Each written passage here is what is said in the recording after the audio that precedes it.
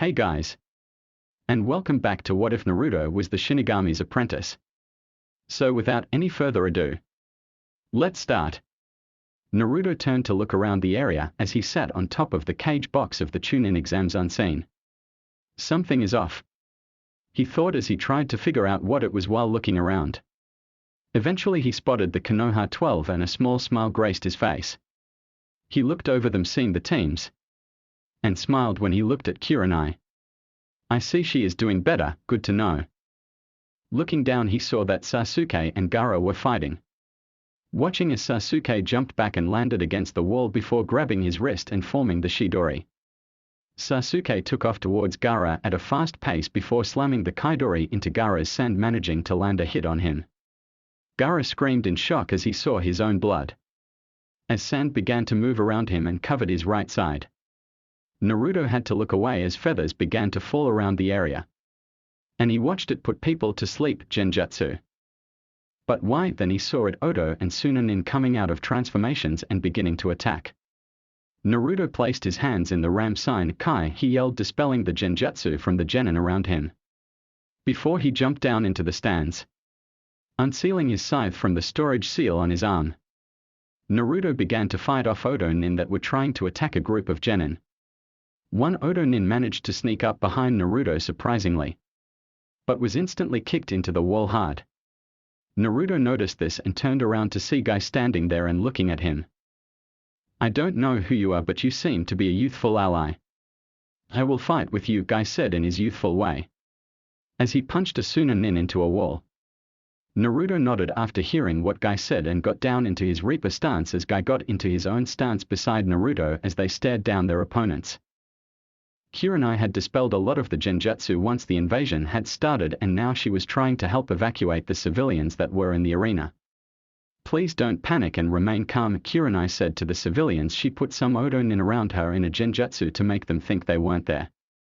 The civilians nodded, fearing for their lives but trusting the shinobi in front of them. Kurenai began to help the citizens out of the arena and towards the Hokage monument, where they could go inside into the passageways and wait until the invasion was over. But Iruka jumped down and nodded to Kurenai. I got them, you helped the others fight the Suna and Oto nin. Kurenai nodded back, understanding, and turned back around to help fight, but what she saw surprised her. Kurenai looked on in surprise at the stands above her, watching as Guy and the mysterious man that saved her that time worked together as a team to fight off Oto and Sunanin, keeping them away from a group of genin. She watched as the man swung his scythe around and stopped short of his opponent before sliding back as Guy jumped over his head and brought his foot around hard, hitting the Oto nin in the face, sending him flying towards her. Kurenai stepped out of the way quickly and watched as the body collided with a Sunanin that had been coming from behind her. Right, Kurenai, stay focused. Kurenai turned to a group of 5 Sunanin and went through hand seals, putting them in a genjutsu that made them see each other as enemies and begin fighting. Naruto swung his scythe at the final nin that was fighting him and Guy and decapitated the man before turning back towards the genin and Guy. It was a pleasure fighting with you, my youthful friend, but I will now take these genin to safety, Guy said as he turned to talk to the genin. Naruto nodded understandingly and quickly made a clone to go after Gaara and another to go to the academy. Naruto then looked up to the cage box, watching as the third Hokage fought with Orochimaru.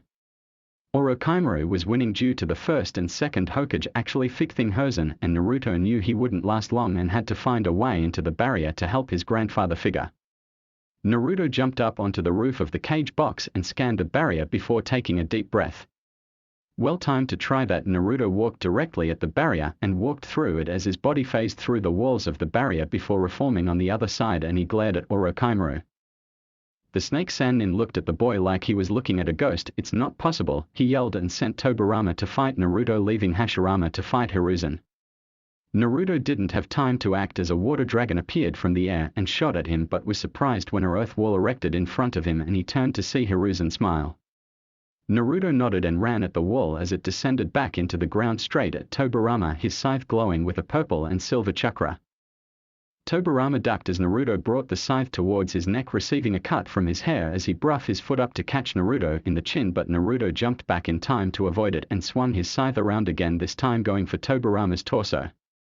The second, not having anything to substitute with or to avoid by, was grazed by the scythe and it cut a bit into his torso, but he wasn't expecting it to rip the soul out of him. Please return this to where it belongs, Shinigami-sensei, Naruto thought as he pulled his scythe back. Naruto turned to see Hiruzen finishing up with Hashirama, but all of a sudden the first Hokage dropped and the body scrapped away, revealing a Odo-nin. When Naruto looked around, he realized that Orochimaru had retreated. Naruto nodded and looked over to Hiruzen. Call your shinobi back, he said, knowing the civilians were in cover now. Hiruzen decided to trust Naruto on this and looked around, catching Inocha. Make it so everyone can hear me. Inocha did so and Hiruzen said, fall back, if you don't you will wind up dying or unneeded death. All Konoha shinobi began to fall back, leaving all the Odo and Suna shinobi that had not retreated in a large group watching them retreat and begun to chase before Naruto jumped down in front all of them. Hey, what are you going to do? You're one person, one cocky Odo-nin said as Naruto began to spin his scythe, the chakra getting stronger around it. Naruto swung in a large horizontal swipe, soul release, soul reaping wave, Naruto said as a large wave of purple and silver chakra shot from his scythe and went through all the Odo and Suna nin with great speed, but not causing any bodily harm, but still they all dropped dead as their souls were ripped from their bodies. Naruto dropped to one knee. Damn, that one still takes a lot out of me, he thought as he struggled to get back up, but felt a gentle hand on his shoulder and turned to see the hand on his trench coat was a feminine one. Don't push yourself, you need some rest, he heard, and he looked around more to see that the voice had come from none other than Kurenai Yuhi, and he nodded. Hiruzen walked to Naruto and said to him, thank you for your help, young man. Would you mind telling me your name, he asked, acting like he didn't know already. Naruto inwardly cursed the old man for doing that and thought quickly, my name is not important, but if you want to call me something just call me Reaper, Naruto said. Very well then, Reaper-san, Hiruzen said before he called over some medic nin to tend to Naruto. Naruto began to try and stand up again, managing to get to his feet. Turning around, the sight of a lot of the older shinobi looking at Naruto with grateful looks shown on their face was what greeted him. Naruto couldn't help but smile under his bandages. Naruto took a step to begin to walk but fell forward as his energy left him and he fell passing out. Kurenai sat beside the bed that the man that was only known as Reaper was on in the hospital. Kurenai lifted one of her delicate hands and moved it towards the man's bandages. Just one look won't hurt anything, she thought to herself. Kurenai grabbed one of the bandages a bit hesitantly and was about to pull at it before a hand caught her wrist.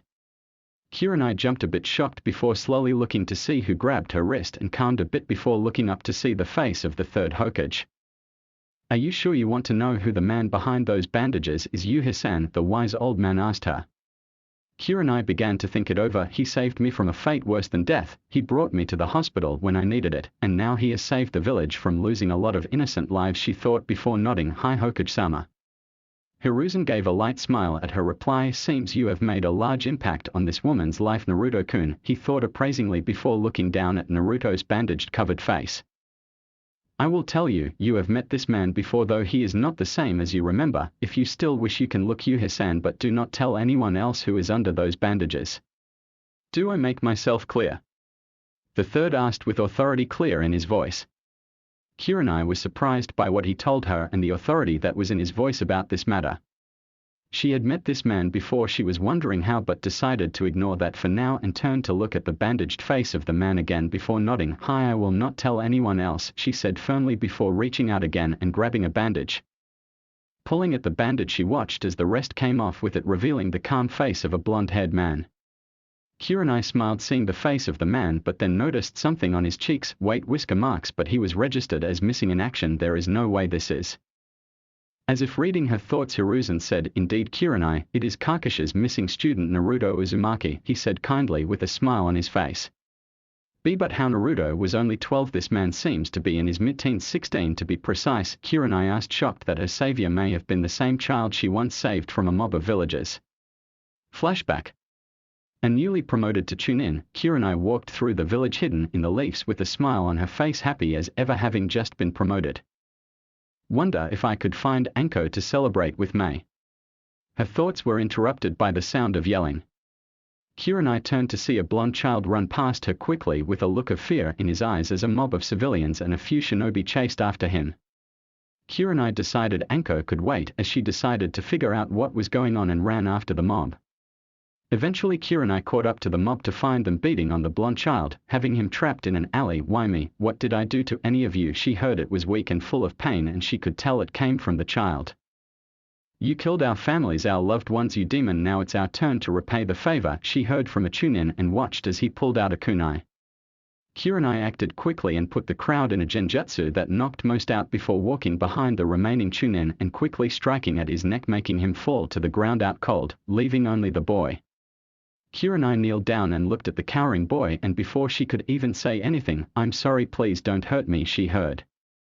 Kurenai could not believe these people. She looked at the boy again and noticed the whisker marks, the Jinchuriki of the Kyuubi no Kitsune. I should have guessed. When will these people learn he is not the same, she thought. I'm not here to hurt you. My name is Kurenai Yuhi. What is yours? She asked gently. The boy stood up frailly and looked her over warily before saying Naruto Uzumaki. Before Kurenai knew what happened, the boy bowed to her. I promise on my life to keep you safe for helping me, Kurenai-san, and flashback. At that time Kurenai hadn't really believed it as it came from a small child, but now she didn't know what to believe. That is a question to ask him, Yuhi-san, the Hokage told her before turning to walk out of the room. Kurenai wrapped the bandages back around Naruto's face before leaning back in her chair to think as her eyes ran over the boy. You sure have changed a lot, haven't you? Thank you, Naruto, she thought before closing her eyes to sleep. A few hours later Naruto opened his eyes to see the white ceiling of the hospital. Damn it, I hate these things, he thought before looking around to see his surroundings. His eyes landed on Kurenai sitting in the chair beside his bed and he smiled. Naruto looked down before getting out of the hospital bed, grabbing the blanket that had been on him and placing it on Kurenai. Don't want you catching a cold, he thought before turning to see the window of his hospital room. Walking over to the window he undid the lock and pulled it open before stepping into the windowsill. Naruto was about to jump out but was stopped by a soft voice. Where do you think you're going, Naruto? Naruto froze hearing his name and turned his head to look over his shoulder at Kurenai, who had her eyes open. She knew. Kurenai sat in the chair, the blanket covering her as she watched Naruto step back into the room slowly. So it truly is him. She looked down a bit, and he thought of me before going to leave, she thought, feeling the blanket over with her hands. I looked under the bandages, Naruto, she said softly, and watched as Naruto sat on the edge of the bed and looked at her, giving her his full attention. Mind telling me why you did it, why you left the village? She asked, almost as if she was begging.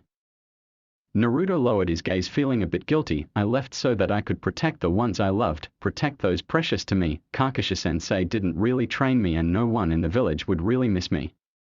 Naruto stopped and looked up at Kurenai. On the way back to the village I stumbled across someone who would teach me. So with that Naruto begins to tell the woman who showed him kindness when he was little about his training and his return. That's all for today. I hope you enjoyed this part of What If Naruto Was the Shinigami's Apprentice. Don't forget to like and subscribe to my channel. That helps me make more What If videos.